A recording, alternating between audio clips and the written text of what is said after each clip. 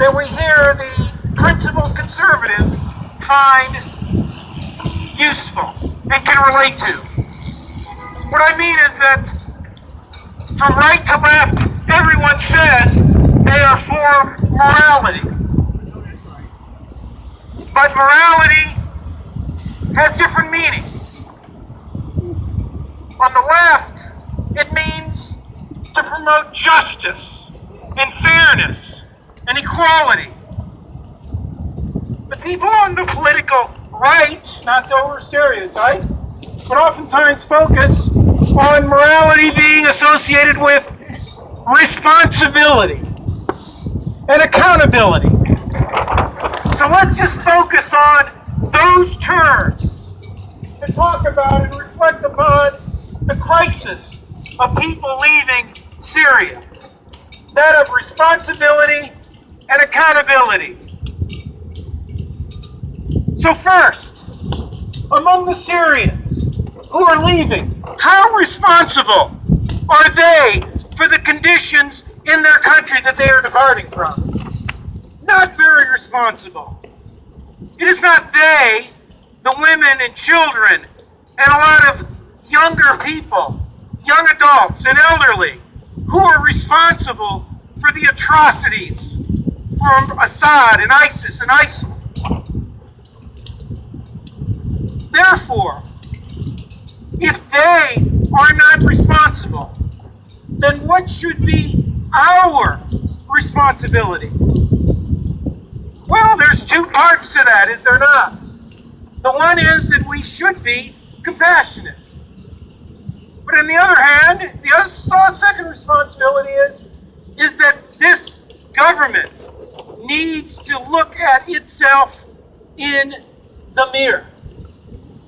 And if that happened, truly and honestly, we as a country, particularly those in the head of the military and in the government, would decide and conclude that this country is partially responsible for what has gone on and continues to go on in Syria.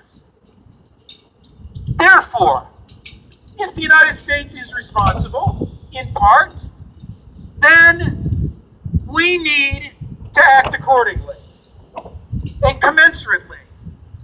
And how can that be done? Well, how's this? Never mind morality, never mind ethics. Let's just focus on simple mathematics. How's that? Meaning that if it can be determined that, say, the United States, through its creation of ISIL and ISIS, either directly or indirectly, and the chaos, militarily and economically, that's gone on there, is responsible for, 20%. Let's lowball it. Let's say only a mere 10% of what's gone on in Syria.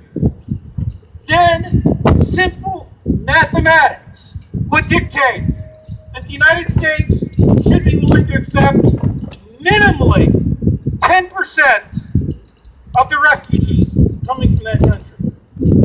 I'm no whiz in mathematics, but a measly 10,000 people is way, way too low than what the United States is offering.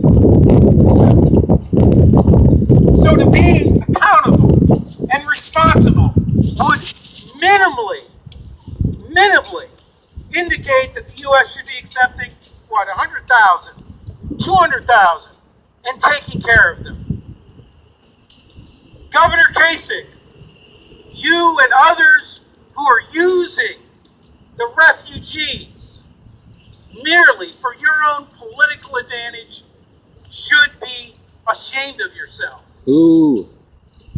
Because you are merely xenophobically, if that is an adjective, merely using this to grandstand, to try to go up in the polls from, again, going back to mathematics, a mere 1%, I think, is what you're getting in the polls, to try to make it to where you are deemed at least a legitimate candidate. That's irresponsible, that's unaccountable. Let me just add by saying that, I looked today at Governor Kasich's background. Think of that name, Kasich. Anybody know what nationality that is? He's not Native American. Yeah, his dad was Czech. His mother was Slovenian. I don't know when his parents came over to this country. But if it was anywhere around the time of 1924, 1924 was the year of what was called the Johnson-Reed Act. Anybody ever hear that act? Johnson-Reed Act created an immigration system based on national origin favoring Nordics over the inferior races. This is what Congress said. The inferior races of Asian and Southern and Eastern European. Well, Governor Kasich, if your parents had been coming to the United States about that time, you and your parents and all those from your nationality would have been deemed as inferior.